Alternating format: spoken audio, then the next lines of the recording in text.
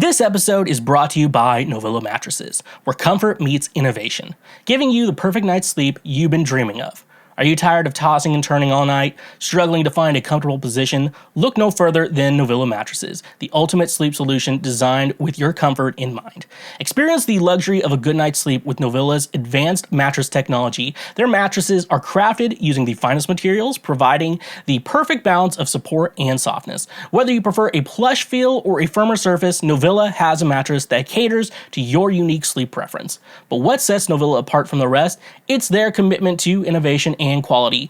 Each mattress is thoughtfully engineered to provide optimal spinal alignment, reducing pressure points, and ensuring you wake up feeling refreshed and rejuvenated every morning. Say goodbye to restless nights and hello to blissful sleep with Novilla's cutting-edge cooling technology. Their mattresses are designed to regulate temperature, keeping you cool and comfortable throughout the night. No more waking up in a sweat, just pure, uninterrupted sleep. Worried about allergens and dust mites? Don't be. Novilla mattresses are hypoallergenic and resistant to common allergens, ensuring a healthier sleep environment for you and your loved ones. And here's the best part. Novilla is committed to affordability. They believe that everyone deserves a great night's sleep without breaking the bank. That's why their mattresses are competitively priced, giving you the best value for your money. But don't just take our word for it. Join the thousands of satisfied customers who have already made the switch to Novilla. Even when your mom comes to my place, just know she's getting a great night's sleep, among other things. Experience the difference for yourself and discover what it truly means to sleep like you've never slept before. Using promo code Schweezy or the link in our description, you can save 10% off any purchase you make through Novilla directly. Ready to transform your sleep experience? Visit their website today and choose the Novilla mattress that suits your needs. Your journey to a better night's sleep starts now with Novilla mattresses. And a reminder, when you use our links, you directly support this show. When you want it the most, there's no easy way out. When you're ready to go and your heart's left in doubt, don't give up on your faith, but come to those who believe it, and that's the way it is. That's the way it is. Hello, and how is it going, my fellow Schwokelords? What is up? Welcome back to yet another episode of Cancel Schweezy, better known as the Lord's trademark favorite podcast. How's everyone doing? Is everyone done with spring break now? I'm done with spring break now. Now it's just the sadness of life, just getting ready to kick in and tell you mean shit. I was gonna say I had some good things to say, but I was like, I think this is a little too close to home. This show isn't about talking about our feelings.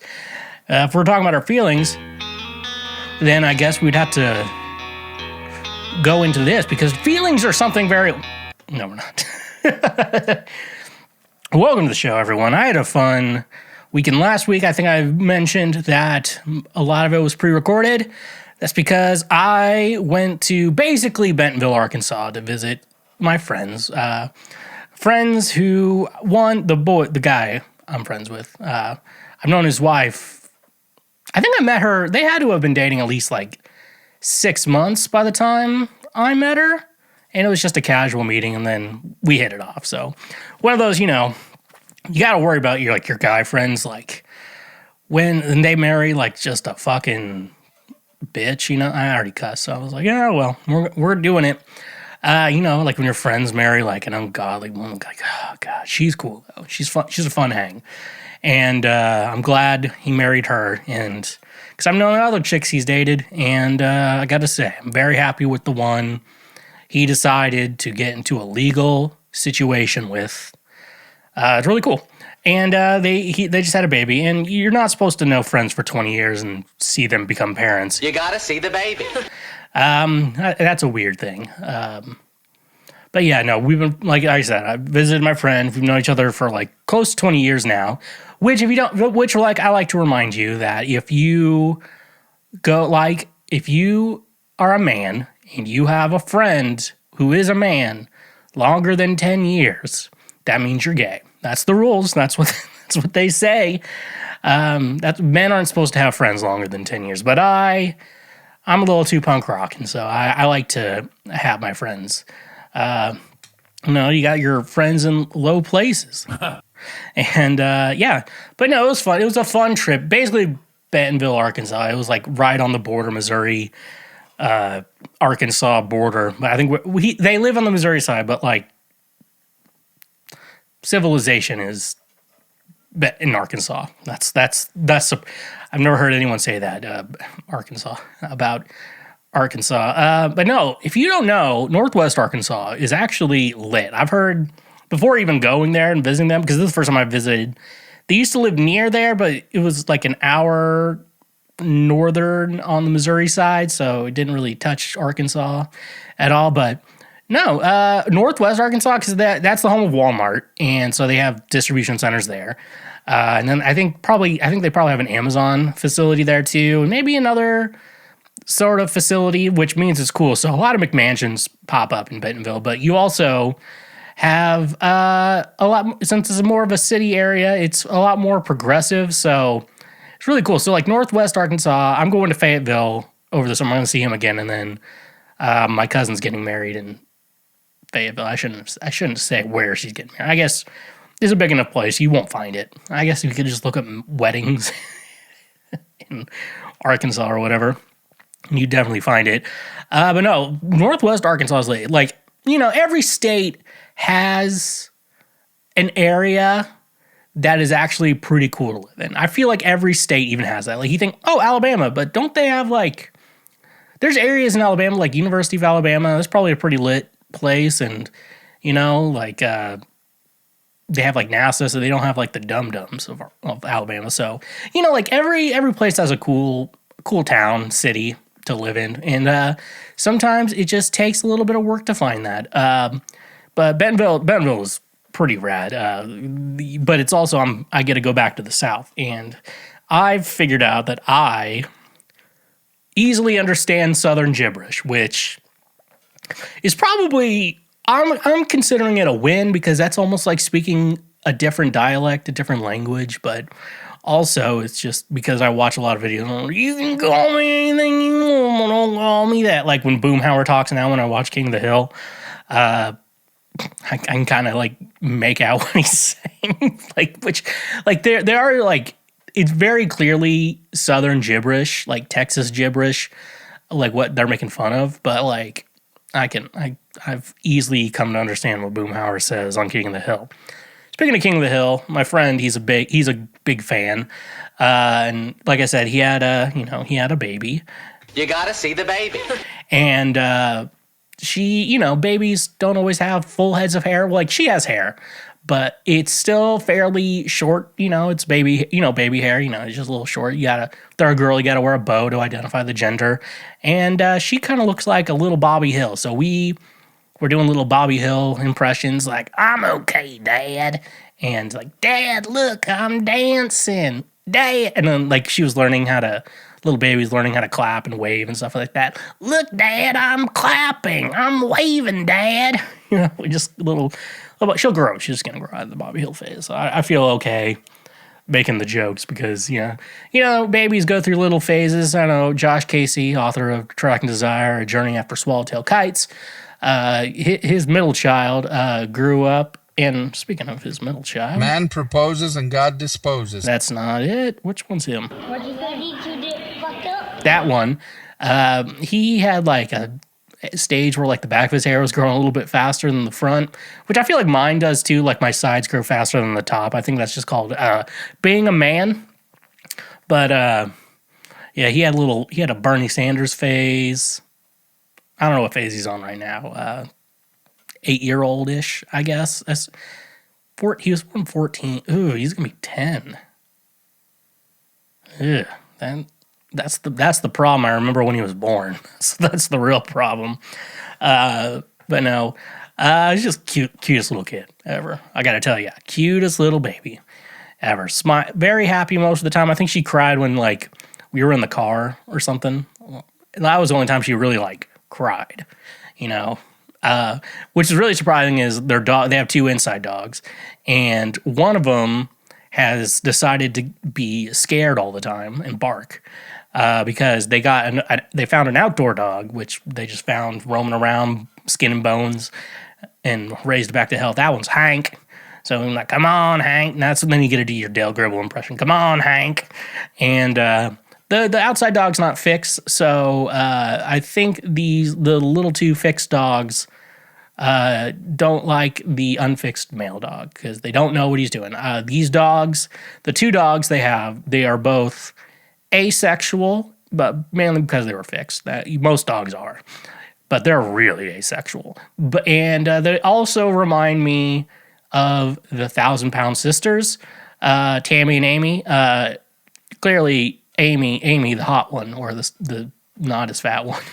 I like to be like, it was Tammy and Amy. And Tammy's the one who has a hard time walking and took a little bit to get her surgery. But yeah, he's like, try being my size, Amy. You don't. The world has not evolved around you. But yeah, no. So I like to refer to Amy as the hot one, and then Tammy is the other one. Oh wait, which one are you talking about? The hot one. But they're married. Well, Amy's married. I can make fun of Amy. She's looking good she's really trimmed down. So but they act like those two, and one of them, the one that's not barking all the time, is an attention hog and likes your attention. And then when the other dog doesn't forget that you're there and remembers you, she doesn't like that you're giving attention to the other dog. And then they like go up to fight each other. They like stand next to each other. We are sisters. We must stand strong. Or some shit like that. They always fight and shit. They're like they got two puppies from the same litter from another friend too, which, that explains a lot more of it. But like the dogs with the two most different personalities ended up staying together. So that's always funny.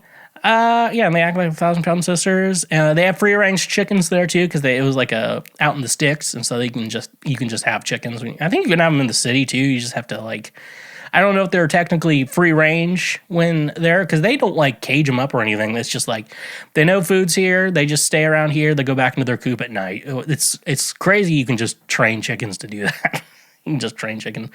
They said like when they got new chickens, they always kept it in the coop, fed it, let it out a little bit, and always got it back in, and then eventually just sticks around. So animals aren't dumb. They know if they get food, they stick around.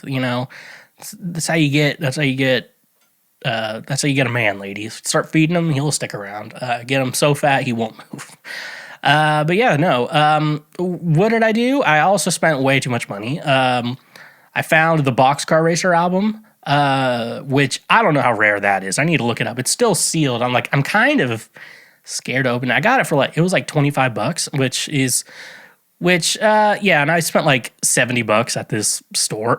I got that in Toto 4, but the Boxcar Racer, if I keep it wrapped, there's a possibility I could sell it one day. I think if I buy, it could be a little bit more, since it's just like a one-off album from a one-off band. It's, if you know the story of Blink-182, you know what Boxcar Racer is. And I feel so mad, and I feel so angry. That's how I always think about that. But no, I spent that. I bought this, if you're watching the show, I got this 3D printed Gengar, which I just got at a diner. They were selling, so I guess some local artist was selling them, but I don't know if they're actually designed this or if they just found the model on the internet and printed it out and sold it to me. But either way, I think it looks cool, and so I'm keeping it. And it's all part of my cool little Gengar setup here.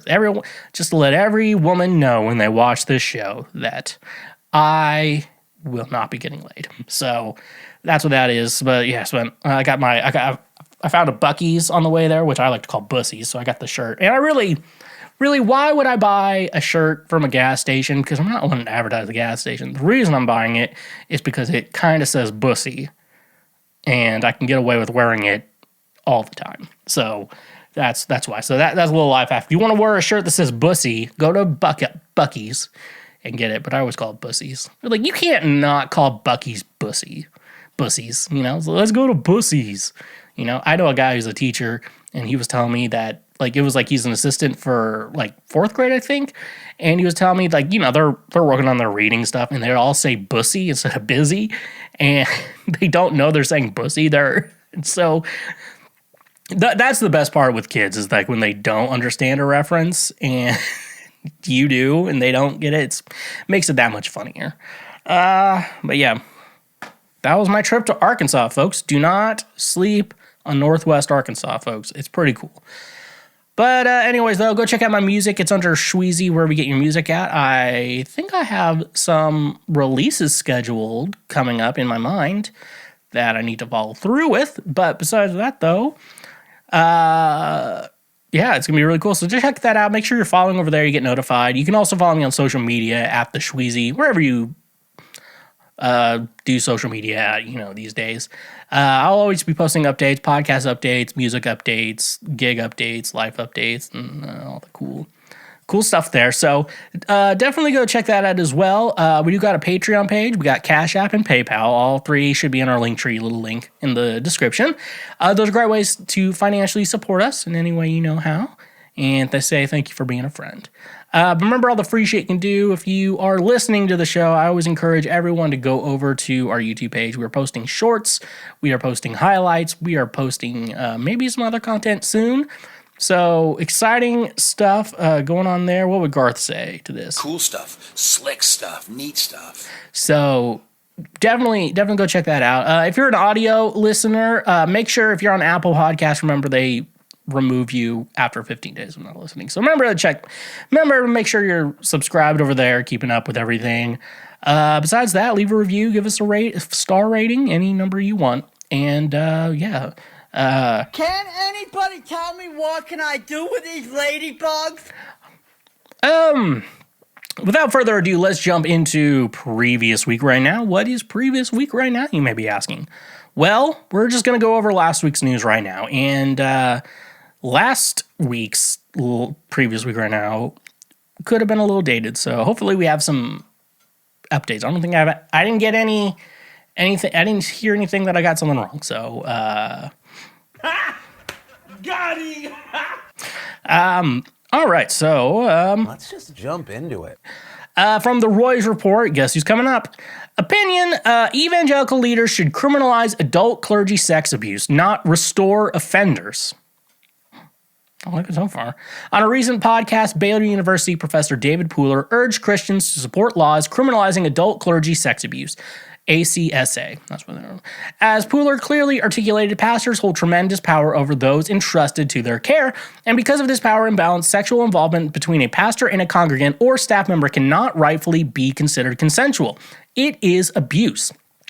Currently, 14 states have laws criminalizing ACSA, and California is considering expanding a law prohibiting sexual contact between physicians and therapists and their patients/clients to include clergy and their parishioners.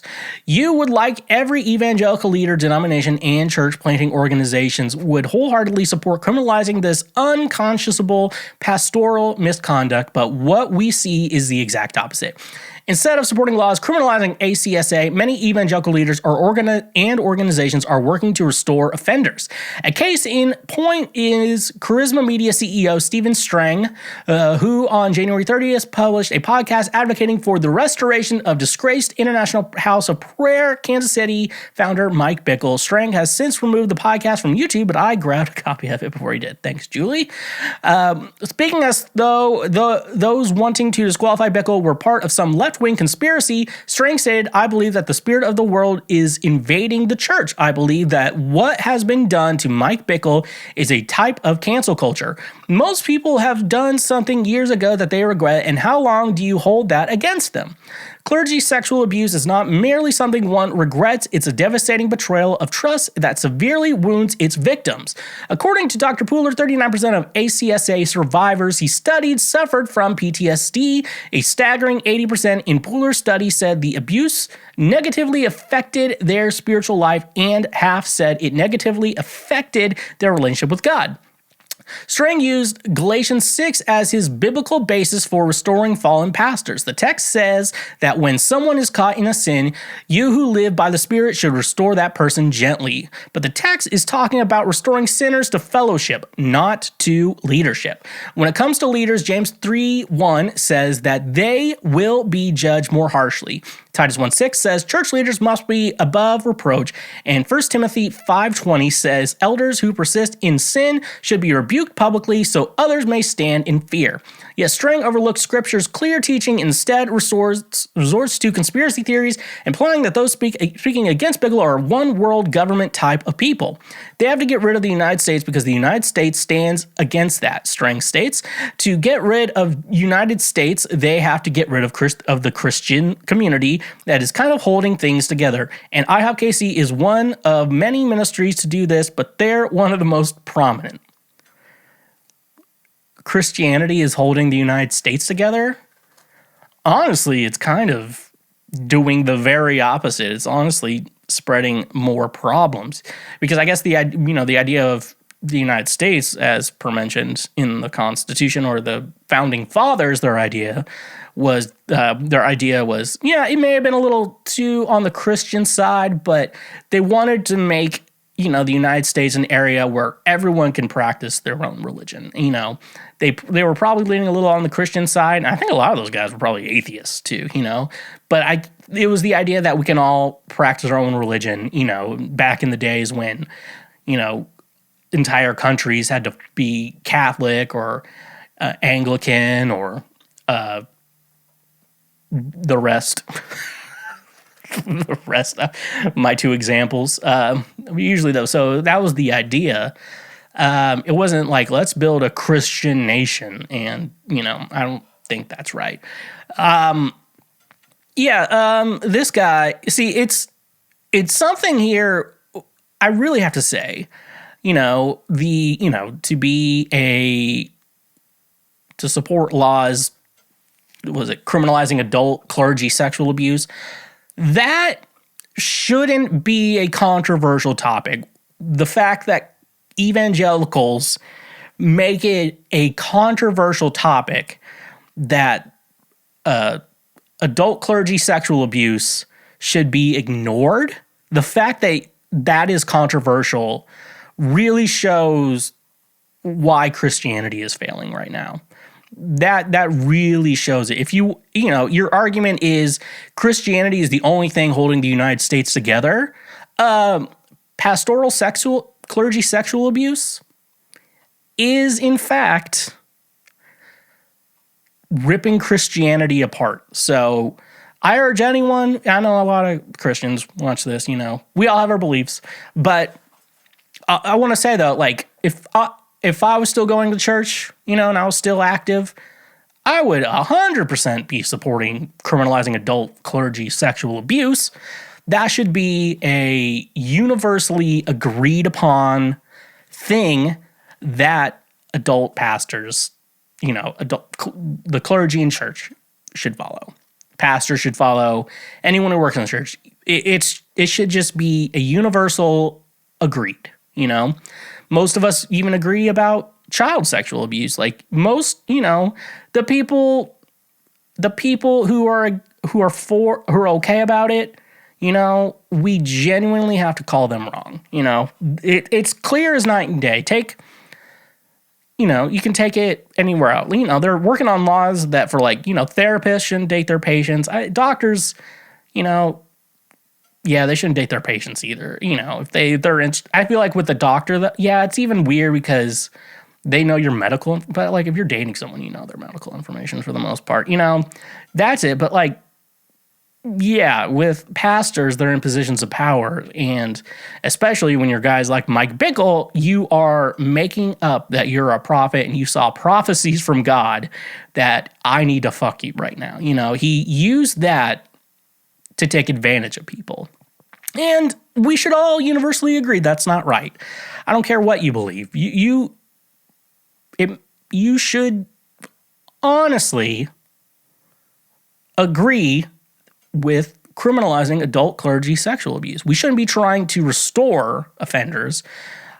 We should criminalize it, and they should, go to jail or whatever the law should do. Whatever, like I said, what they should do, not what they're gonna do, what they should do. It's just, Stephen Strang, like, that's the thing with people. I say this a lot, and I don't want to say this as a mean thing, but it's pretty common knowledge that people who were big Christians and now are not Christians actually read the Bible. I feel like a lot of people who go to church don't read the Bible. And they're like, it's big, it's boring, there's no pictures, So, and then, you read the Bible. James 3:1 says they will be judged more harshly. Titus 1:6 says church leaders must be above reproach. And 1 Timothy 5:20 says elders who persist in sin should be rebuked publicly so others may stand in fear. That's the Bible. And a lot of these people believe in literal interpretations of the Bible. And I'm not saying I do, but I'm saying these people who are the clergy sexual abusers, they're the ones who are saying the Bible needs to be translated literally in the English text. It's like, it's not even right there. And we have plenty of verses about this. You know how many verses there are about being gay? Like 2. And they're all mistranslated about having sex with boys, Like, that's all about pedophilia. It's just mistranslated. So the Bible's okay with pedophilia, but it's not cool.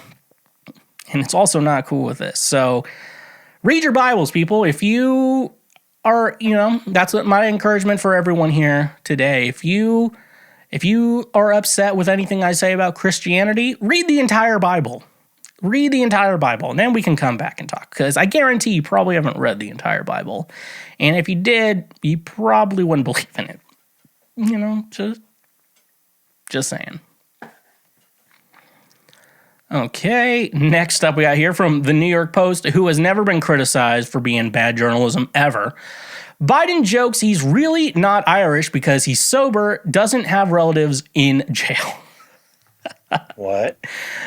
President Biden told a series of cringeworthy jokes about his Irish ancestry to mark St. Patrick's Day, cracking that he's surprised his distant Irish relatives aren't in jail and that he's really not Irish because he doesn't drink alcohol.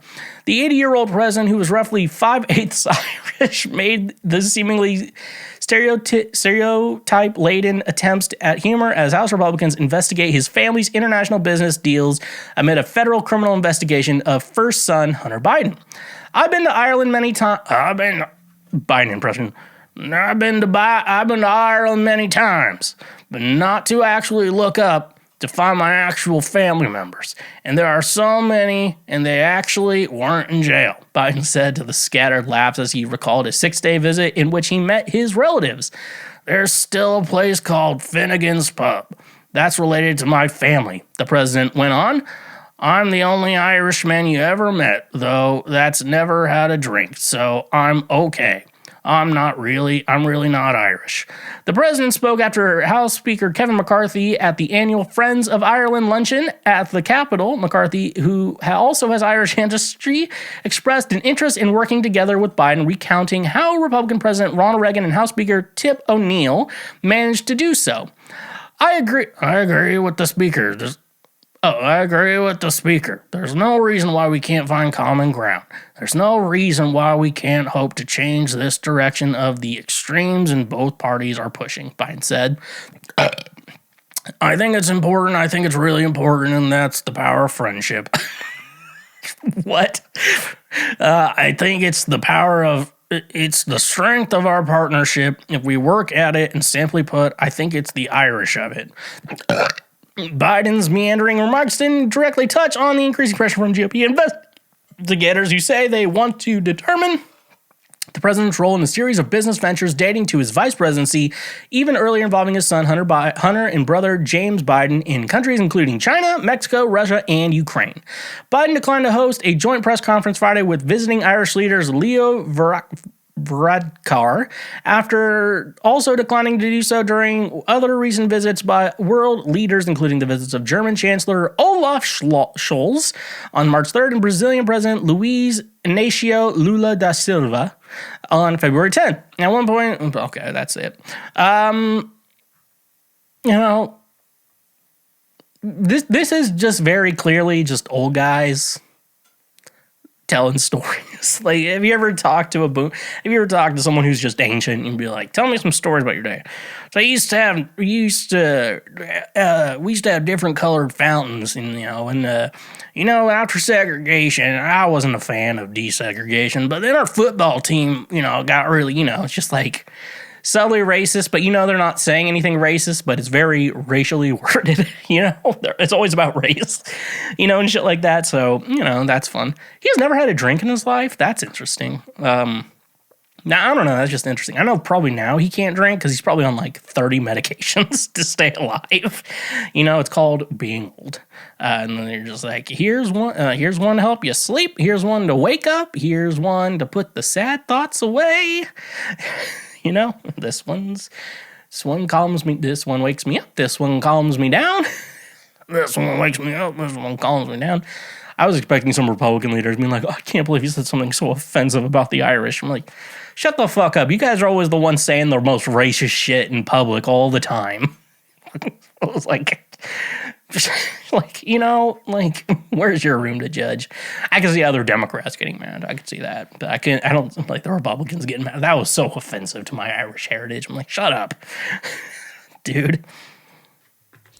Oh, brother, this guy stinks! All right, on to our last article, and moving to a segment we like to call Cool stuff, slick stuff, neat stuff. where we just go over what the Garth Brooks news. That's all it's really going on. From the Dunning-Kruger Times, which I'm probably not going to pull. I only pull Garth articles from them because their slogan is America's last line of defense. And I'm like, feel like shouldn't be on this website. Garth Brooks and Taylor Swift both denied a spot in the Toby Keith tribute concert. The tribute concert for Toby Keith is in the initial planning stages, but one thing is certain. Only artist Toby respected will take the stage. Taylor, who abandoned Toby after she made it big, and Garth Brooks, who abandoned country fans completely, both came around looking to get their names in the spotlight over Toby's death. We weren't gonna let that happen, said Ted Nugent's stage manager, Joe Barron. Those two will do anything to be the center of attention. That is true. About Garth. A little bit about Taylor, too. Could you imagine that little twit singing Red Solo Cup, Karen asked? I'll bet she doesn't even know the words. Garth wanted to do I'll Never Smoke Weed with Willie again, but since Jimmy Buffett is dead, he said he wanted to bring Gene Simmons along. Just what the hell? At this point, Patriots, it's almost as if there's something really fishy about the whole story. In all my years of journalisticating, never has a name flowed as nicely as Karen's. That has to mean something. The Kardashian family was asked to be left out of the whole thing. We sent a basket of mini muffins, Khloe said on her TikTok account. For really hope what his name made it. How his name is 7. Thank you. Okay, whatever. I agree with him. I agree with this. I'm just saying, I really genuinely think, if I think of the two musical artists right now who demand to be the center of attention, which is, understandable. Like, if you like being the center of attention, music is a really good field to go to, I gotta say. And there's nothing wrong with wanting to be the center of attention. But I kind of agree with this sentiment. Like, Garth really likes being the center. Let's talk about me. He's making another fucking. I gotta see it. Is that documentary out? God damn, we're gonna have to watch that. I'm gonna have to fucking. Back in my day, I used to throw pigskin core. I used to be able to throw pigskin core. He's a lot like Uncle Rico. He's a lot like Uncle Rico. I'm pretty sure Garth is just Uncle Rico, the musician. Because he does talk about how he used to do sports, and he's like, back in my day, I could throw pigskin core. I'll tell you what. And yeah, so yeah, Garth does it. Taylor really likes to, like, the fact she has to go to every single football game of her boyfriends. I'm like, I date people, and I don't even expect them to go to all my shit. I don't even expect them to listen to the podcast. Like, I don't even expect that. out of my friend. My friends are different because I shouldn't be advertising my friends. I should be good friends and just listen anyways. But that's me. But yeah, I agree with the sentiment that yeah, probably don't invite them. They kind of like to be the center of attention. They're going to make it all about them, which understandable. That's understandable here. The only problem is when it gets they're a little too woke. Taylor left country music, and so she's not invited back. Shut up. But being the center of attention, that's good. That's pretty, definitely something you got to do. And definitely something we should be aware of. If it's to remember someone, don't make it about yourself, okay? Feel like a woman, a real woman. FNX Fitness, the ultimate destination for fitness enthusiasts looking to reach their peak performance and achieve their health goals. Are you tired of the same old fitness routines that leave you feeling uninspired and unmotivated? Look no further than FNX Fitness, where they bring a fresh and innovative approach to your fitness journey. At FNX Fitness, they believe that true fitness goes beyond just physical strength. It's about nourishing your body and mind and soul to unlock your full potential. That's why they offer a wide range of high-quality supplements and products designed to support your active lifestyle. Fuel your workouts and enhance your recovery with these scientifically formulated supplements. From pre-workout energizers to post-workout recovery blends, FNX Fitness has you covered every step of the way. Their products are carefully crafted using premium ingredients, ensuring you get the nutrients you need to perform at your best. But FNX Fitness is more than just supplements. It's a community of like-minded individuals who share your passion for fitness and well-being. Join their supportive community and gain access to expert advice, workout tips, and motivational content that will keep you inspired and on track towards your goals. They understand that fitness is a personal journey, which is why they offer a wide range of products to cater to your individual needs. Whether you're a seasoned athlete looking to take your performance to the next level or a beginner taking your first steps towards a healthier lifestyle, FNX Fitness has the tools and resources to support you every step of the way.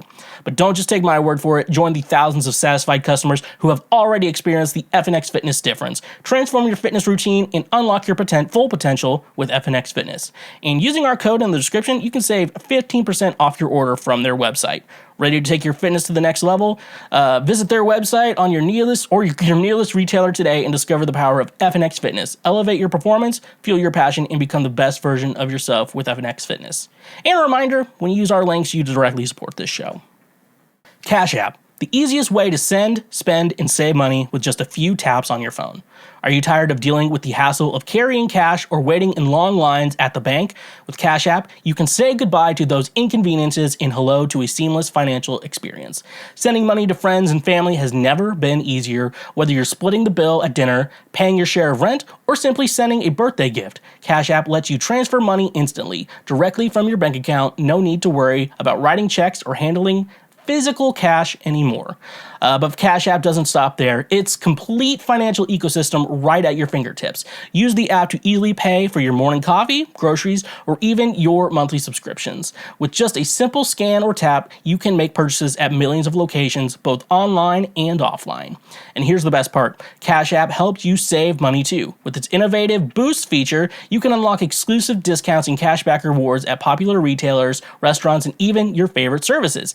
It's like having your own personal saving assistant, always looking out for the best deals. Worried about security? Cash App has you covered. With top-notch encryption and advanced security features, your financial information is always protected. Plus, if you have ever had any questions or concerns, Cash App's dedicated customer support team is available 24/7 to assist you. So why wait? Join millions of satisfied users and experience the convenience, speed, and savings that Cash App brings to your financial life. Download the app today from your app store and start spending and saving money like never before. Luckily, the best part is, if you sign up using the link in the description, you get a free $5 just for signing up. That's literally just free money.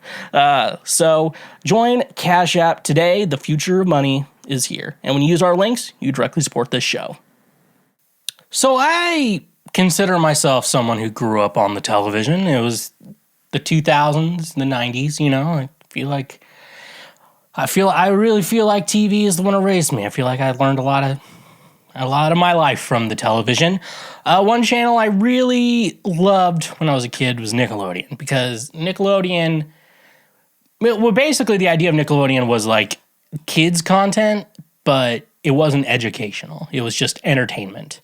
And they, Disney was new on that, but it was also like cartoons and definitely directed at kids. Like this was like, and especially Teen Nick. Teen Nick was like cool Nickelodeon shows, the live action block.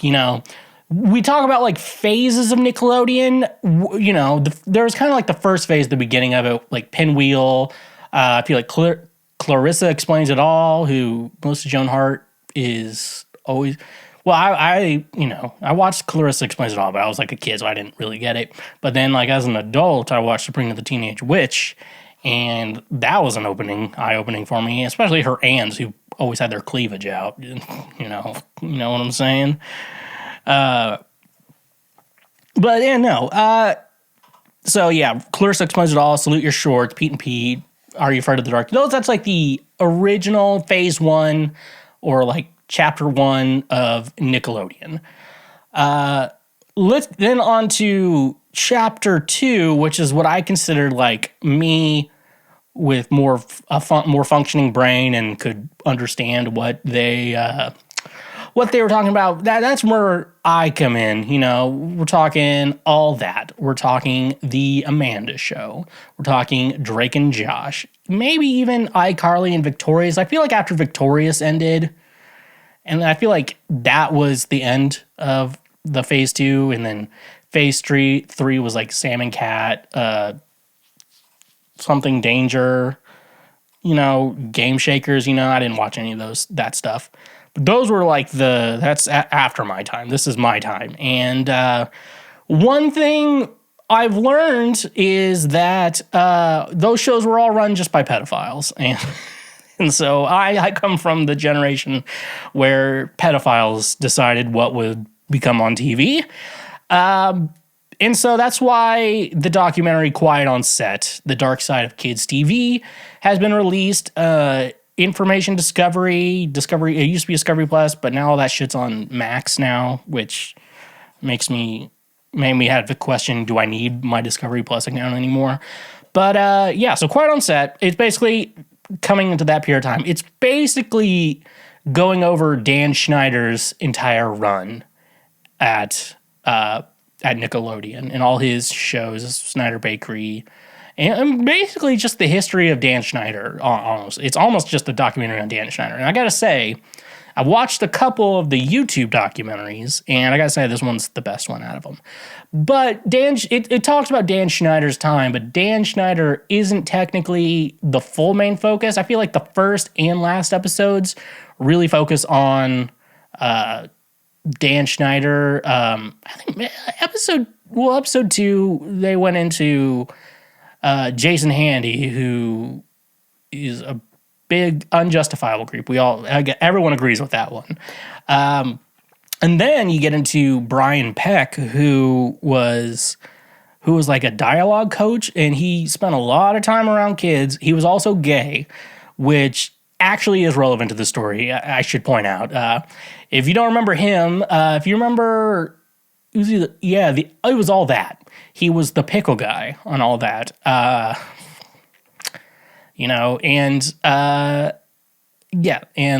Peck, and then Dan Schneider. So those are our 3 big creeps we get to go over. If anyone knows anything about Quiet on Set, you know that in the trailer, they ended the trailer with, we got Drake Bell on this. And that is what excited for me, because he hasn't been the best person, Drake Bell. I had a friend who apparently went to high school with him, and high school in quotations, because apparently he wasn't there a lot because of television obligations, which they talk about breaking tons of like child labor laws. The television, that's always the hardest. I have to think that's the hardest part about doing like a kid show, is just, school time, which, because school is almost like a full-time job in itself, to be honest with you, if you're in school. That's why a lot of parents out there will be like, I don't want you to get a job, I want you to work hard on your school. I'll support you. You came from a good home. You don't need to have a job. But it's also good to get kids to have a job. It's like those weird things is, because one, they're not qualified to work anywhere but like shitty places, and then they work for grown-ups who have the same qualifications as them, and you realize that people are dumb and I need to work my way up so I don't work for a completely stupid person. As they say, I need a bigger one of these. Let's just jump into it. So let's go into it. First episode, Rising Star, Rising Questions. So we explored the early career of Dan Schneider. Like he started out as an actor on one show and then became a producer and writer and kind of worked. He really did work his way. Technically, he did work his way up. I know some people won't think he counts, but I don't know. He technically did work his way up. And the first episode, they really focus on two former female writers. My note says Christy Stratton and Jenny Kilgan. First of all, the first thing they did was they're like, you have to split a salary with another writer. That was the first thing. I'm like, they can't do, like, I don't think they can do that. That's my mind. Like, I don't think they can do that. Where they did hire like fresh, new, never worked before writers, and so that's probably how they tricked them away into this. But if you're a member from what I've been told, I was told that according to the Writers Guild of America, that you cannot do that. So if you're ever in that situation, if you're in the union, talk to your union rep, because they will be the ones to tell you they can't do that. That is crazy how they even got away with it. And then they really show in this first episode, Dan Schneider does not respect women or even really like them. Well, he likes them. Trust me, he likes them. But he does not respect them. His formal statement is like, I'm never discriminated against gender. But I'm hearing these two have some story. They're spilling the tea on you. And and basically, one, making the two female writers split a salary, which is should be illegal, if not against union dues or whatever, or union shit, and then he mentioned all the time that he doesn't think women are funny, which, why did you hire two female writers if you don't think that? Just saying, I feel like people will make comments, but, I feel like you can get away with just having all male writers. If you really think that, like, why, I don't get that. Pretty much throughout the entire, they go through this more and more throughout the 4 episodes. He asked a girl to like bend over and pretend to be sodomite. What the fuck is that? I understand, like, if for women, you work in a predominantly male field, and in that field, men like to talk like men and make jokes with each other, and, well, they're usually dirty jokes and stuff like that. Usually most men should have like a limit to how much they'll say in front of a woman versus like just the boys, or the guys, but like, they slip out. And, in my mind, especially working in entertainment, I don't think it's bad if people, like, two guys are making dirty jokes with each other, as long as it's not like towards like a woman in the office, it has to be like shit like that. And you also can't specifically harass a woman like that, like, those are the rules. But like, if it's just like, this guy's making dirty comments, like him and his friend are making dirty jokes, and it's like not at anyone's expense, it's like, you're in entertainment. That's something you just need to fucking, if you can't handle that, don't work in entertainment, But yeah, they were doing stuff that was not cool, and definitely like that. So he's always asking girls for back rubs, which is weird. I'm like, just hire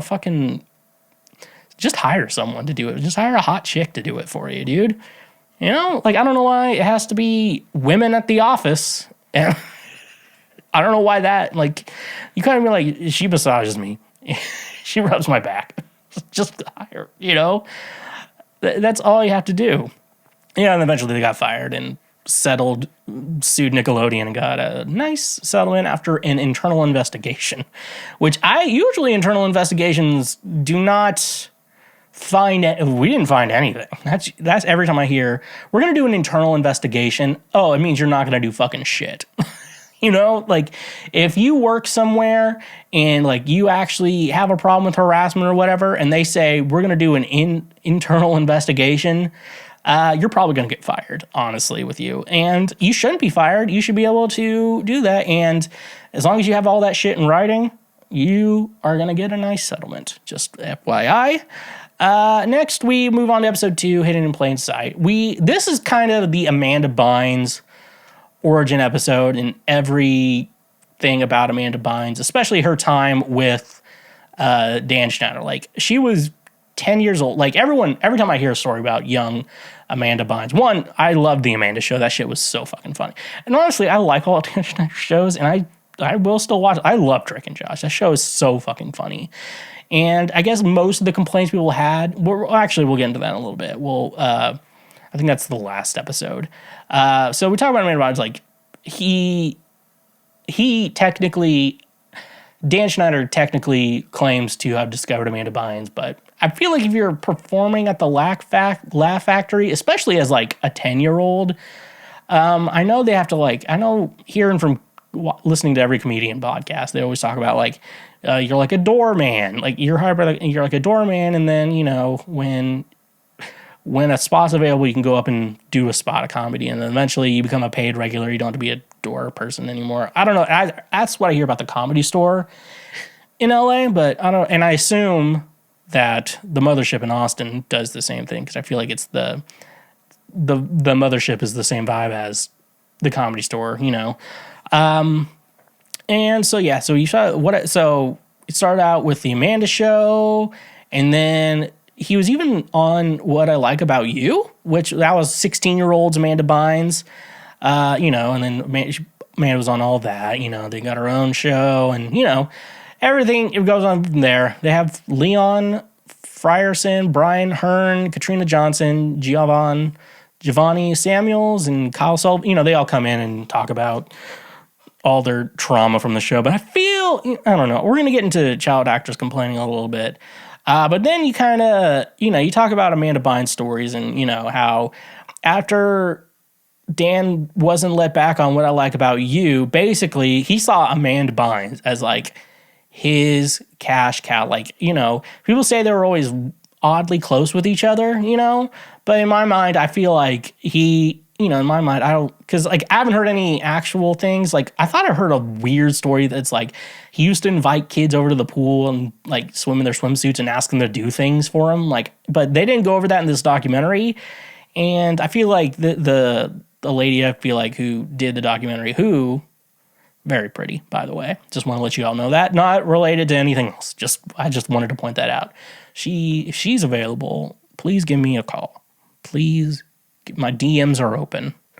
But yeah, so you like saw Amanda Bynes as cash cow, and then basically after What I Like About You kind of went away, he was like, well, I guess the ceiling is kids TV, but, you know, he made the best out of it. Just like, you know what, I'm gonna do, you know, I can be the guy who does children's TV, you know, so, you know, that's what he figured out.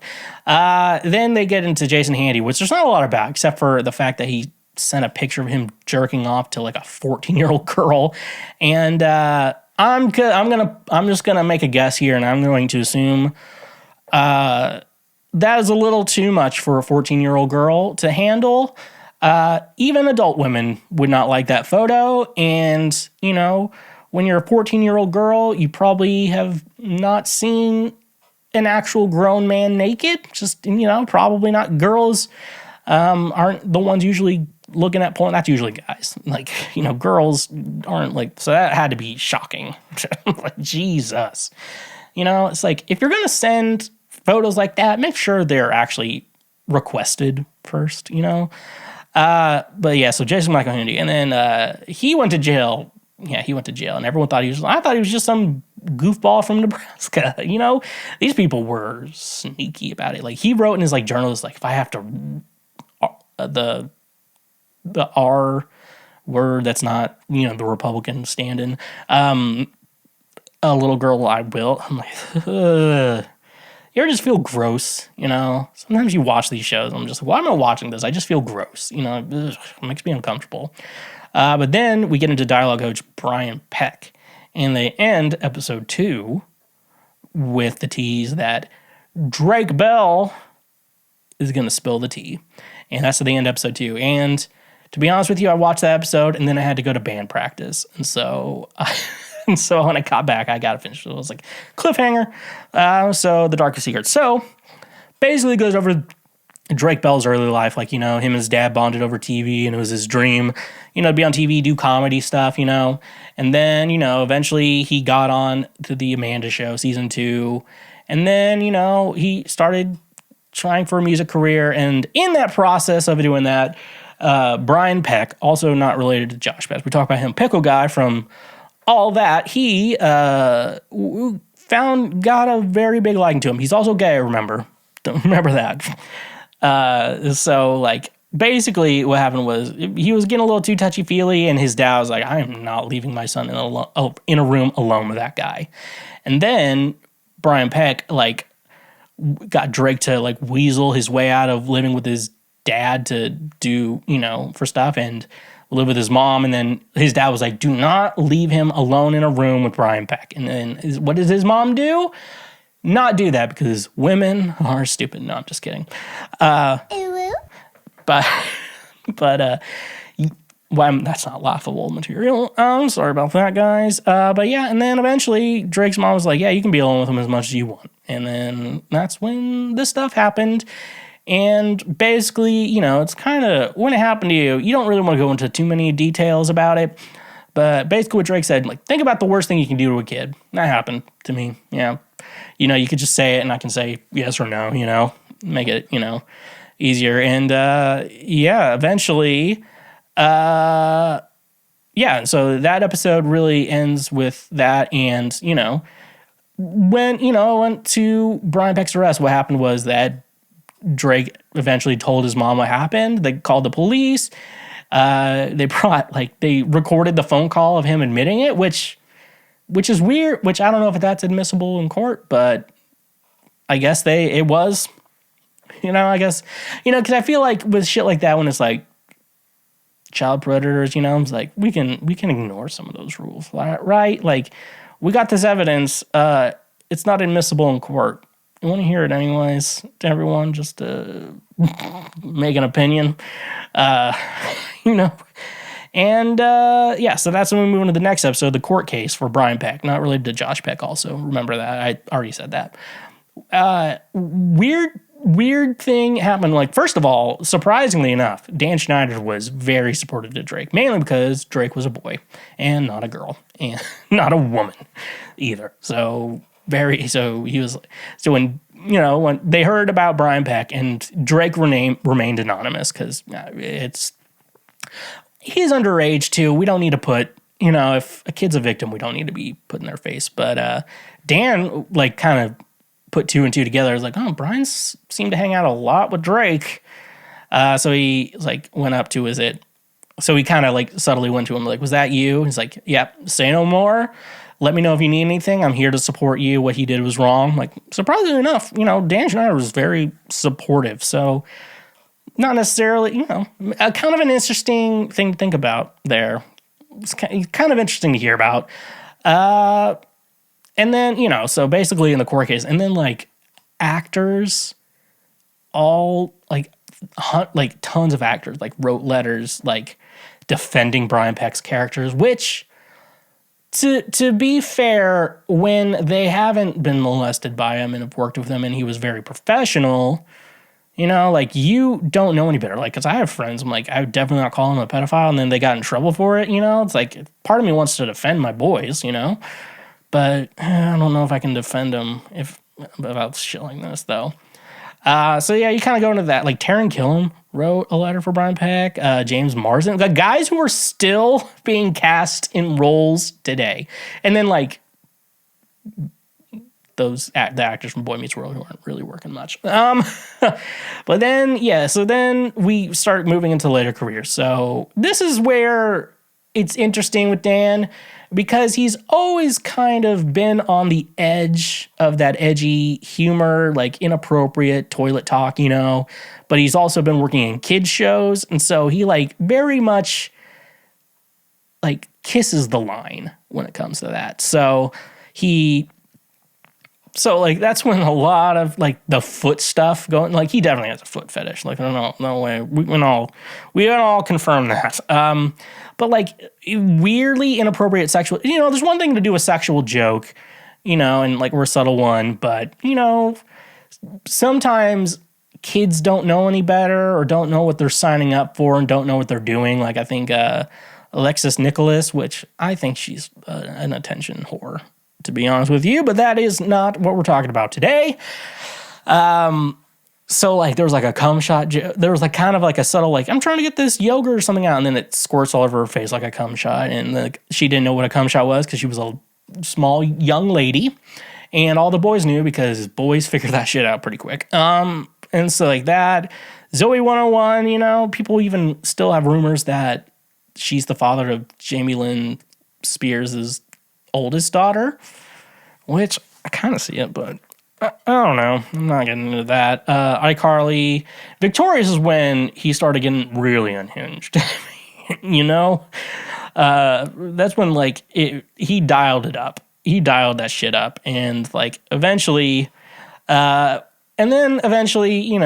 like that happened. And then apparently in the later years, Dan was very bad to work with. Jeanette McCurdy has talked about it in her book nonstop, mainly because he probably doesn't respect women. And so he's just like a dick to all of them. And then, and stuff like that. So he's like a horrible guy to work with, and then he was like loud and obnoxious, and he tried to use his creative genius thing, but like, that's, you can control that. Your creative genius doesn't need to do that. Like you go home and you work it out and you figure out what to do, and then, the Me Too movement happened, / cancel culture became a thing, AKA, holding people accountable for their actions. That's all it is. That's all cancel if you're worried about being canceled, don't do shit. Hold yourself accountable for your actions. That's all. That's all anyone's asking. There's some people who are a little crazy there, but for the most part, it's like holding people accountable for their actions. That's all it is. And then the kids acknowledged what their how their lives have been affected by being child actors, which I am getting into. Then we talk about Drake Bell's legal issues. Because especially the child endangerment charge, which looks like the facts that are there was inappropriate texting, which is wrong, but isn't it not? It's not as bad, it's not as bad, but it's still wrong and definitely wrong. But it's interesting to think, because he said like his life, he mentioned in it his life spiraling out of control, he got divorced, and he's just kind of working to do better. He's in therapy.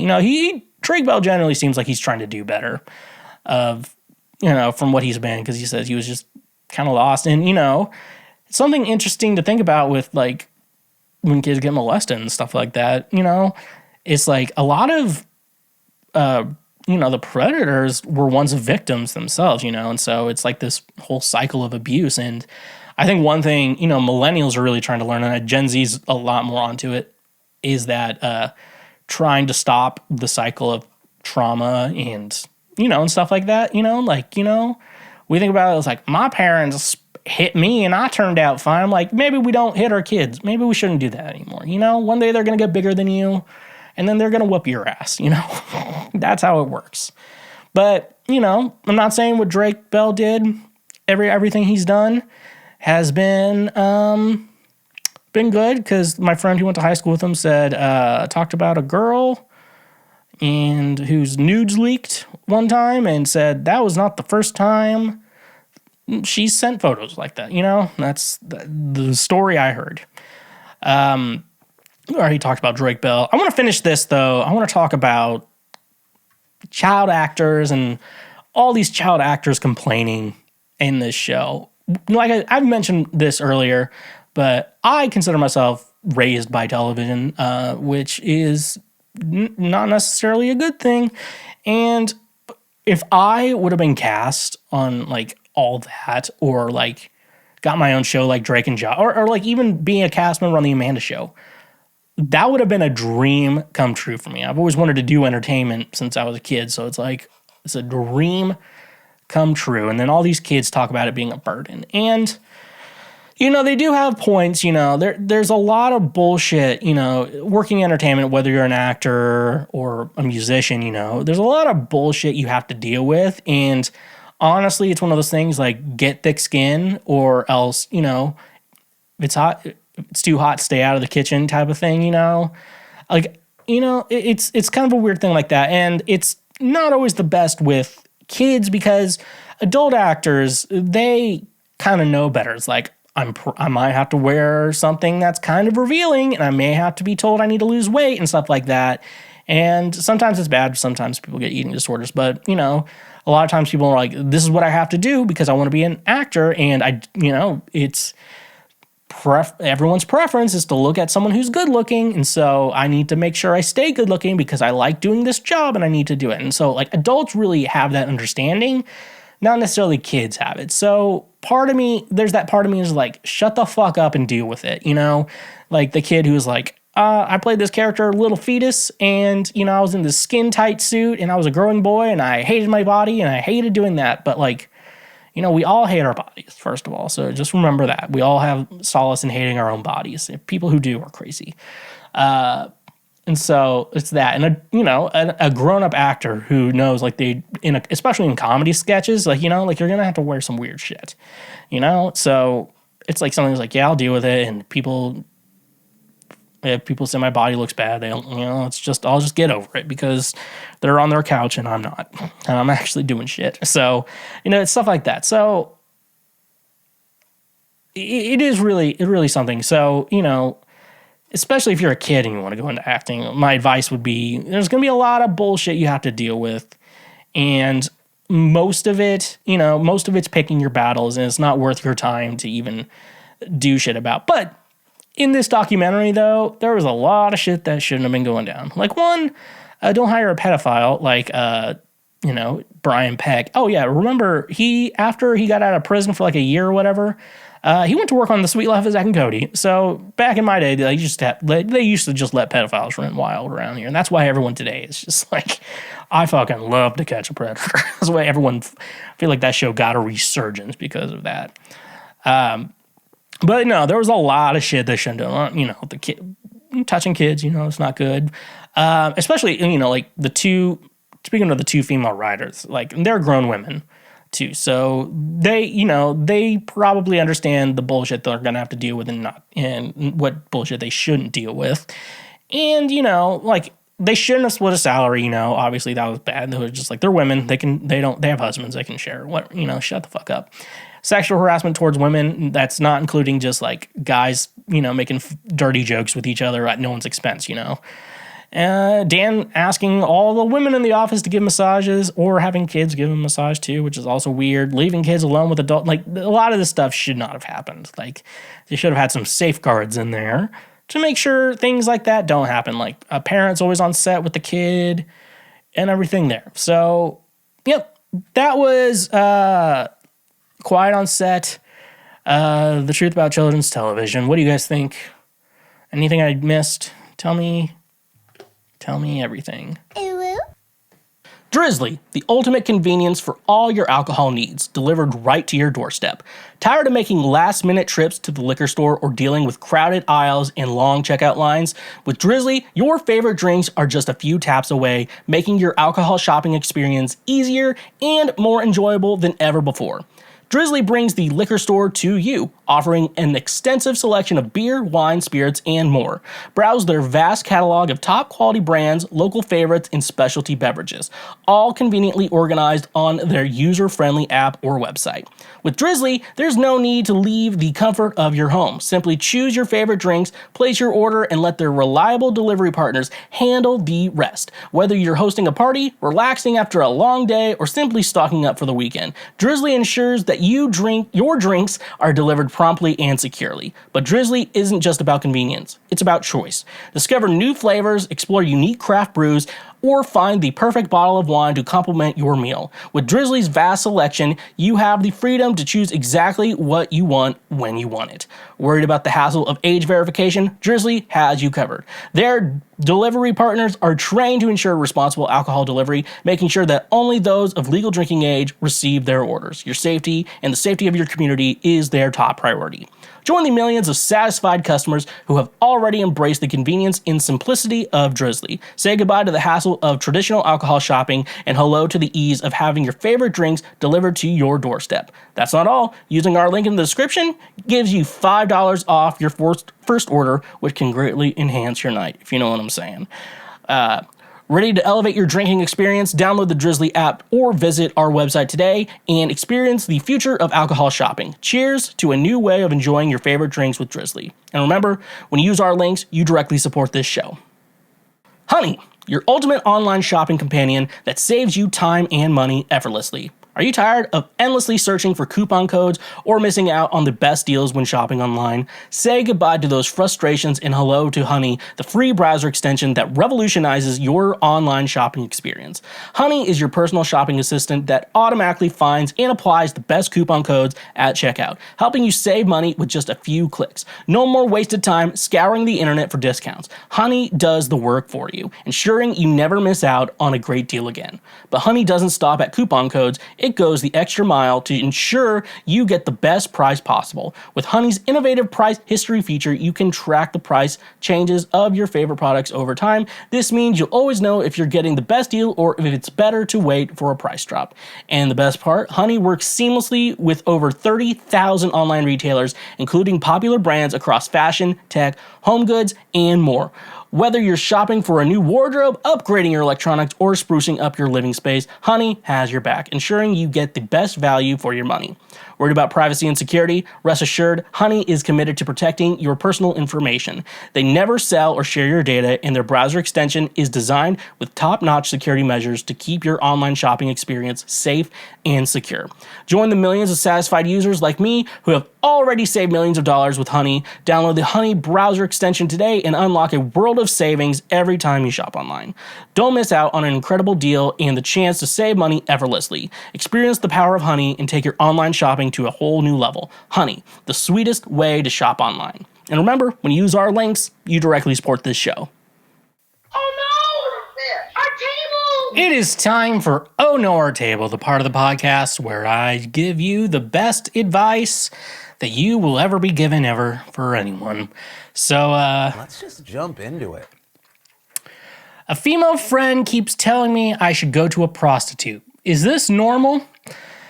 No, it's not normal. I'm just going to start off there because I don't know any guy ever who... I don't know anyone ever who has ever told anyone to go see a prostitute, you know? Especially not my lady friends. They're not going to be the ones to tell me to go to a prostitute. The only real conclusion I have why she would even tell you this to begin with, first of all, I think sex work, especially prostitution, should be legalized that way.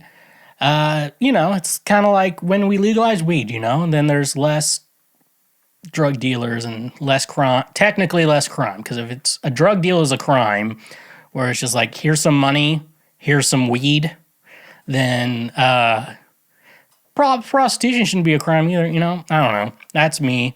And I think a lot of people are like, they should legalize prostitution so these fucking incels can get laid, which I also agree with. But also... ladies, if you don't have a father, you know who you are. maybe help stop a school shooter if you can. If you're that loose. I'm not those with fathers. I don't. And I know some of you don't have fathers. You know who I'm talking about. You know those girls. You're just like, that's someone's daughter, and then you realize they don't really have an active father. So that's good. Even like porn stars I hear who have good relationship with their parents, it's like a different.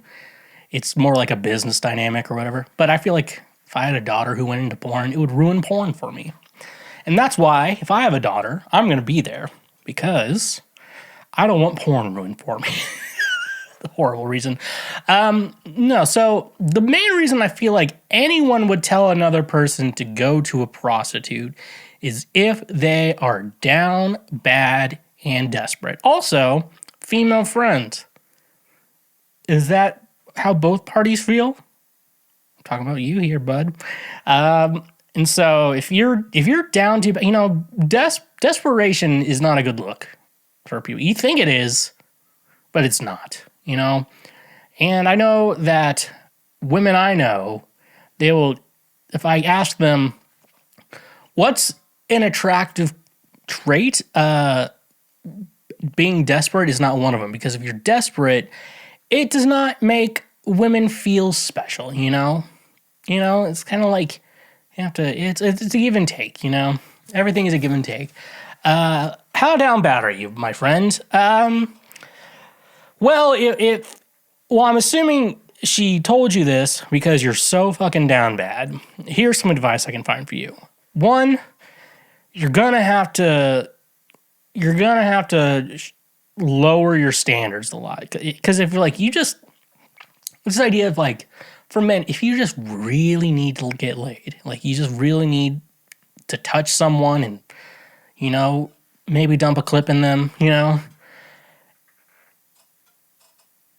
it's like, for women, it's not hard to find. For men, you just have to try different, If a woman's like, I want to get laid, they just open the door. Someone out there will fuck them. But like for guys, that's a little bit different. So I'm telling you, you got to lower your standards, and you probably need to lower your standards to begin with if you're that down bad. Probably just need to lower some standards there, my friend. And then also, just lower your standards and don't act desperate, okay? Learn, even if you are desperate, you gotta lie, The structure to every relationship that has ever existed, the peak of every relationship, all has lies in them. There is no relationship that doesn't have a little bit of lies. Like, women, I like a guy who's confident, and he acts confident. Is he really confident, though, or is he lying to you? And I'm not saying a lot of lies are bad, but, some lies to people you love really keep the whole thing going. You just gotta, what does that sound?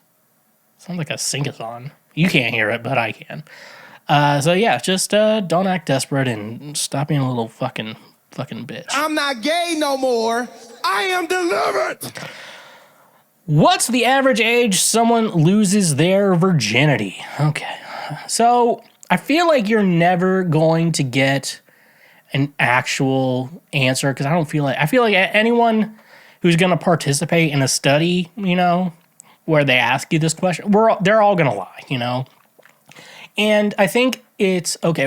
First of all, I have to say, for those of you who have not lost your virginity yet, the youngins, first of all, if you're one of my kids, you gotta click off of this. I'm gonna tell your parents.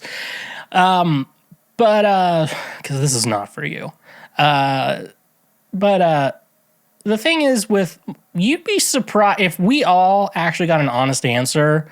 First of all, being touched as a kid does not count. So if you're like, technically you're still a virgin. I consider, doesn't that sound fair? Like, you shouldn't have been touched as a child, but if you were, I will still give you the virginity claim. Okay. I feel like we can give people that, and stuff like that. So I feel like a lot of people lie. I feel like 17 is an average answer. I hear stories about like people from Miami, they lose their virginity. Like they're barely, like, I didn't even know kids could get it up at, like, some of the age. I'm like, I didn't know you guys could get it up even. Or I guess you can get it up. You can get it up at, like, any age. But it's just like, I didn't know you could, I don't know, dude. Like, you know, like, you hear, like, young stories. If you're looking for my advice, if you're both underage, I feel like 17's a good age, you know. 18, I feel like, is okay, too. I think there's a lot more people who lost their V card in their 20s. There are more than you think out there. So, what's the average age? I don't know. Common age is teenage years, but, like, not everyone. You know, I think your parents dress. I've kind of learned that parents kind of make kids look ugly on purpose. You know, like, some of you have a kid and you're like, oh, that guy really ugly duckling story. Like, no. I think the story is their parents didn't want to have a very cute little, like, that cute of a little boy. You know, it's just a little bit of. So that's a nice thing. So, you know, when I think about, like, how my mom used to dress me, it was like my parents had no sense of like how to dress, you know, especially kids. Like, you know, it's like, why don't you guys wear, like, sweater vests and khakis and dress shoes all the time? Like, that makes me look like a fucking dork. Do you want me to get shoved in a locker? And especially wanting to be a little punk and grow your hair out. Not so well. My parents definitely, they did not like that. They're like, my son's gay. He wants to grow his hair out. Yes, that's what it means. So just realize that a majority of people are going to lie about it and not tell you the actual truth.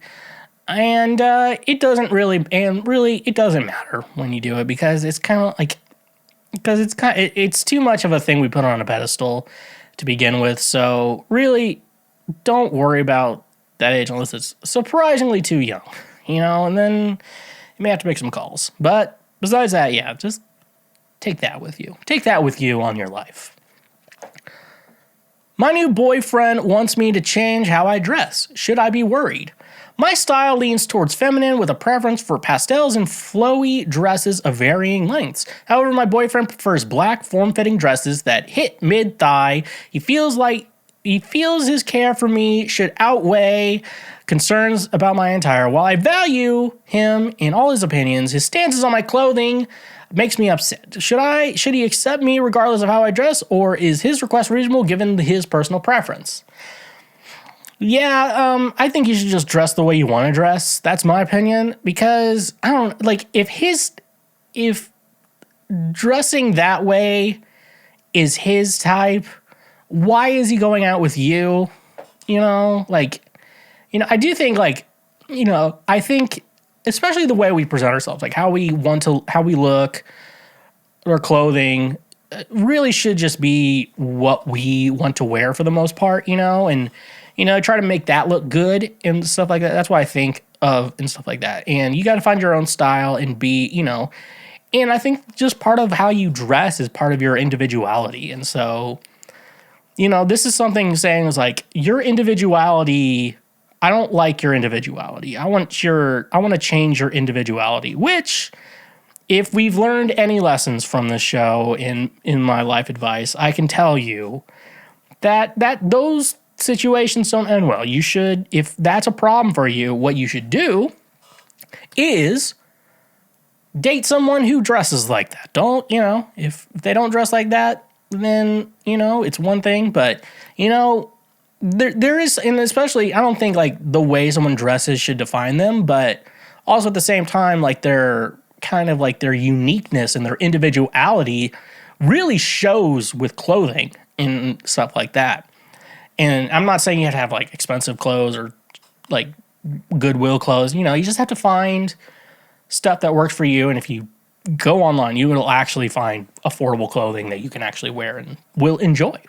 So that's something like that. So for me, the way you like changing how you dress, and then it's like changing your interest and stuff like that. I'm like, why is this guy wanting to change you so much? You know, and so you should really accept, like, this is how I look. This is what we're, and also you dress feminine. So like sometimes it's like my girlfriend dresses like a man and I don't like it, you know? I'm like, okay, don't date a man then, you know? But like, it sounds like flowy dresses, varying lengths, you know, I feel like your fashion choice is will definitely get a lot of men hard. So I don't think, like, but if I don't change, then no one will love me. I'm like, you'll be fine. You'll be fine, That's my thoughts. Like, yeah, it's just your individual, like, it's your part of your individuality that he's trying to change. And, and you go into relationships, you have to realize, I'm like, you can't really change people, you can scratch the surface of it, but like deep down, you can't really change someone, people change over time too. So you never know, fashion always changes too. So you never know, but overall, don't let someone else dictate how you should be and who you are and your individuality. From the heart. That was from the heart. I could have emo. Actually, we're gonna do this next one's gonna be Midwest emo. We got it here. Is dating really this horrible? I'm recently single for the first time in college. I'm on Tinder and Bumble and have been on a few really good dates, but every time it ends the same way. We go on the date, have a lot of fun, and maybe sleep together, talk for a few days after, and then they randomly stop talking to me. Is this really what the dating scene is like now? I know I'm a hyper-emotional person with attachment issues, so going through this repeatedly is really hard on my mental state. Any advice? Okay. There's no way to transition out of that. Dating hasn't gotten much better, and especially trying to date on the internet. That is, I don't know. I just don't think, in my opinion, I don't think this is how humans interact. You can look at statistics of like your success rate. Like, say you got Tinder Gold, you got unlimited swipes, and so how many you can just say you spend an hour every day just swiping right on every woman. Versus when a woman does it, she's going to get more likes, but the man's not going to get and she could have accidentally liked you, and then she'll just ignore you. And it's like, why, and stuff like that. And it makes dating like online shopping, which there are a lot of, I think online shopping is really good, but there's a lot of things, you really got to go to a store and buy, like a car, you need to test drive a car. A lot of people say guitars, and even a lot of like online stores have like a 30-day return policy, that way, like you can have it for a little bit. And if you don't like it, you can get rid of it or, and stuff like that. And yeah, I feel like dating shouldn't be seen as online shopping. It should be seen a little bit more like retail shopping, and think more retail like going to the mall. I think about it retail like that. Like, yeah, they pretty much have everything you need. Well, we're going to pretend that malls are still awesome.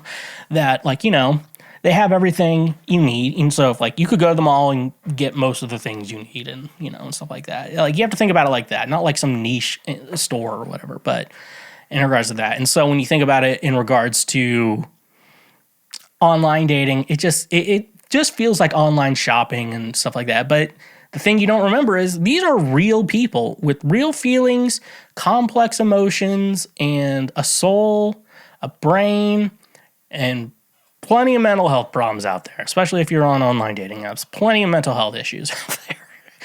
And so my advice is don't get off the apps, because the apps aren't helping. I rarely hear people like a successful relationship from an app. It's like went on a couple dates, they fizzled out. That's like every time I hear a dating app. If we all went into it with the same mindset, it would probably work. But everyone goes into dating apps with a different mindset. Like, do I want a hookup? Do I want a relationship? Do I just want to meet a friend? And why am I on a dating app to meet friends?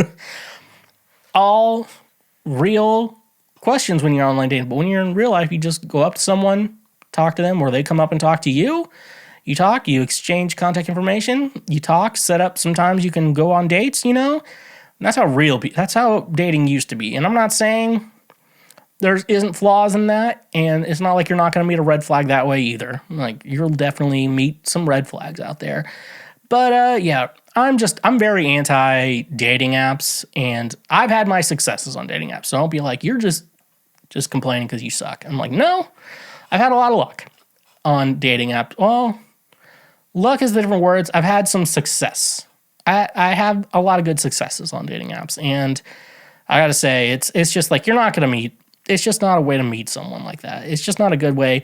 It may be like to meet a friend, on the internet, with a common interest, but like for dating, because we're gonna look for the best deal. We're looking for the best deal, the best person. We make our expectations so unrealistic on dating apps. It's crazy how much more, like if you watch those shows, like, would you date this guy? Would you date, it's like, and you're just looking at it for the first time and like you get a ton of yes and a ton of no's. And these are like good looking people too, like that are getting no's. And so it's just a bad way to try to find a relationship, because like then the relationship starts with, most of the time just starts with like, well, I'm attracted to them. And that's not a relationship. That's you being attracted to them. So hopefully my advice saved your life, because it probably did. I found an old sex tape of my husband and his ex. It turned me on, and now I want to watch them. Should I tell my husband? Well, the good news here is a lot of times women find an old sex tape of their partners, and it was before they dated or even, sometimes even knew each other. And so you have to understand the first part, like for the people who are upset about it, this was before you, and you can't get mad at something a partner does with another person before you. That's why you just don't ask those questions. Just live your life like that. But you are in a situation where you liked watching it, and that is the biggest surprise here. So at least if you do tell your husband, at least it's not going to be an angry conversation. It's just going to be like, honey, I have something serious I want to tell you. I found that sex tape you did with an ex, and I'm going to be honest with you. My voice just cracked. And I want to tell you, it turned me on, and I kind of want to watch it and do that. What's your thoughts on it? And, you have to have like a serious conversation. Don't get mad, like let's not do this out of anger. Let's just, let's talk like adults. Let's say I found it. I'm not mad, but it kind of turned me on, and it's going to be your partner's decision on that. So really, should I tell my husband? The answer is, what do you think would happen if you told him? Think about that first. What would happen? What do you think would happen if I told him? Because I know we all have mothers out there, and I have a lot of stories I don't tell my mother.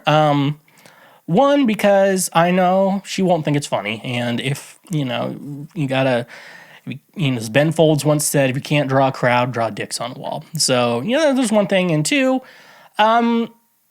maybe they don't want to hear about that, but, it's really, who is your husband? What do you think is going to happen when you tell him? And then, if that's the case, if you're like, he's not going to like it, let it die. Just let it die, or watch it in your own private time or whatever, like when he's gone for the weekend or whatever, then you can watch it. But, yeah, if you think he's going to get mad, if he's okay, you think he'll be okay with it, or be relieved that, like, you're okay with it, he's probably going to be more worried about when you tell him that you're going to be angry at him for that. And so the fact that it's not means it'll be good. So just think about, at the end of it, just think about, what do I think my husband's reaction is going to be? And if you think it's going to be positive, I would say tell him. If you think he'll get angry or upset, or, it'll cause a problem, ignore it, let it die. Just keep it a secret. Like I said, lies are the foundation of every relationship. A thin, tiny layer of lies on the foundation of your home. Number 6, how single are you? I mean, I have a couple prospects, but it's kind of like, I'm kind of in that age now where it's like, I've dated almost every type of woman. Or dated like every type of woman. And honestly, I gotta say, I don't really want to waste someone's time. I'm not really I don't really want to waste someone's, because I don't really want my time. If I'm really into someone, I don't want my time wasted. I think my perfectionism, which my therapist says I have, so I think she knows more than you. I think set a real unrealistic high standard for me. So that's why I don't go on dating apps, because my standards are too high, and I tend to like to shoot out of my range, if you know what I'm saying.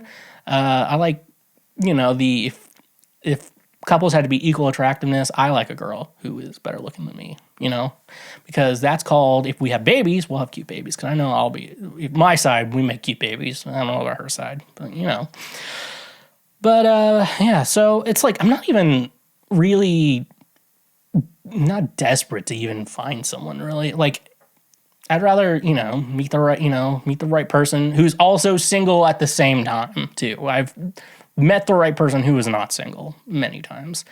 But yeah, I don't feel that need to I don't need, you meet people who I need a partner, I need a wife, I need a husband, I need a they them in my life. But I'm kind of in if I meet them, I will be overjoyed. But I'm not going to go out of my way to prove my love or anything to someone anymore, Yeah, I'm over it. It's I'm not down bad, It's if I want to get laid, I gotta tell you, I know how to get laid. And if but in regards to that, I'm am I single? Yes. Am I okay with it? Yeah. It's not a big deal. I don't really care, because it's at the same time, I'm I can find someone and start a serious relationship with them anytime I want to, but will I end up hating them? Maybe, it's it's that. So it's it's kind of, you get to a point where I need to prove that I don't have to be single. And to myself, I know I've proved myself. I don't have to be single if I don't want to. I just realized I'd rather be happy alone than miserable in a relationship. So it's kind of equal. Would I like to be in a relationship? Absolutely. But I'm just going to wait for the right person to come into my life. Because, I feel there's, call it God, call it the universe, call it whatever you want. But I don't know. I feel there is some force out there that connects people, that puts people into your lives. I think about a friend. I'm just I remember the day I met him, and I was just I didn't realize how big of a part of my life he would be the day I met him. It's stuff like that. I feel people come and go into our lives in a proper manner, and that's how it is. Sometimes you lose friends, sometimes you make friends, sometimes, especially in relationships, people grow apart, and it's not they hate each other. It's just that they become different people and they're not in love anymore. Shit happens, Last question we got here. Does my girlfriend even like me? I need your advice. My girlfriend and I have been together for nearly 2 years. Due to our busy schedules, we only meet once a week for dinner, totaling 2 to 3 hours of face-to-face time. Besides that, our communication is limited to texting. We don't call or video chat, despite my attempts to initiate regular video calls. She hasn't followed through. Additionally, we've never been sexually intimate due to personal beliefs. Recently, I asked her if she ever has sexual thoughts about me, as I do about her daily. She admitted to thinking about it occasionally, but not regularly. I find this situation concerning. Despite our limited time together and our lack of sexual intimacy, her infrequent thoughts and intimacy raise questions about our connection and whether she misses me. So I'm gonna say something a little mean, but I think I need to say it. You guys aren't really dating. I'm just saying, it's saying she's 26, you're 20. You guys aren't really dating. When you're dating someone, you see them a lot. And if you're only seeing someone 2 to 3 hours a week, you have a weekly meeting with that person. We go out once a week for dinner. That's it. It just kind of sounds like that. And you're not having sex, which I know personal beliefs, which is probably Christianity. But yeah, and especially, when it comes to that type of relationship, just wait for marriage, don't wait for marriage, be consenting adults, But if one person's that way and then the other person doesn't mind having sex before marriage, I don't think those relationships work out, to be honest with you. Find someone who's more on your level, to be honest with you. I mean, honestly, do you think she likes you? Like, I don't even know if you like her, to be honest with you. I think you're just sexually attracted to her, and then she is just with you to say she has a boyfriend, and not really to, because, like, if you're only seeing each other 3 hours tops a week, like, if you're, how do you expect to go through marriage? Because, like, I think part of me feels like with dating, you kind of have to start spending a lot of time together. And, if spending a lot of time together is not a good thing, then you shouldn't be in a relationship with that person, it's not 1940 anymore. I hate my wife jokes aren't funny anymore. We're just like, why are you married to someone you hate? That's what it's like, just don't get married until, stuff like that.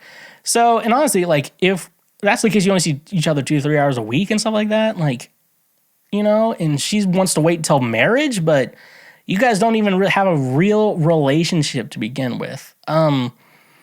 Does she like you? Barely. I'm going to tell you barely. I think you guys barely like each other to begin with. If you're only willing to see each other for that much a week, honestly, like, I don't think you guys even like each other. I think you should move on, in my opinion. Stop wasting her time, or vice versa. She should stop wasting your time, because honestly, this isn't a relationship. This is two people pretending to date each other when they're not in a relationship. And with all that being said, that is this episode of Cancel Shweezy. Thank you so much for checking out. Make sure you check out my music under Shweezy, and my social media at the Shweezy, and we got Linktree link in the description with everything else in there. So be cool to your school, and Here's something to think about. So make sure you're subscribed and leaving comments and everything. Do all that shit. So honk if you love butt drugs, and stay awesome. Believe it or not, Schweg isn't at home. Please leave a message at the beep. I must be out, or I'd pick up the phone. Where could I be? Believe it or not, I'm not home. Thank you for tuning in to Cancel Shweezy, the Lord's trademark favorite podcast, and joining me on this incredible journey. I hope you've enjoyed the valuable insights and engaging discussion I brought to your ears.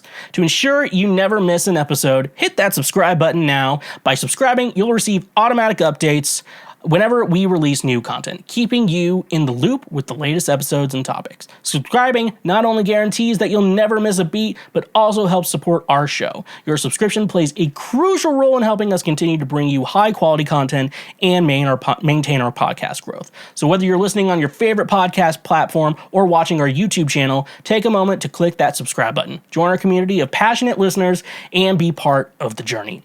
Personally, I appreciate your support, and together, we can make this podcast even better. So don't wait any longer.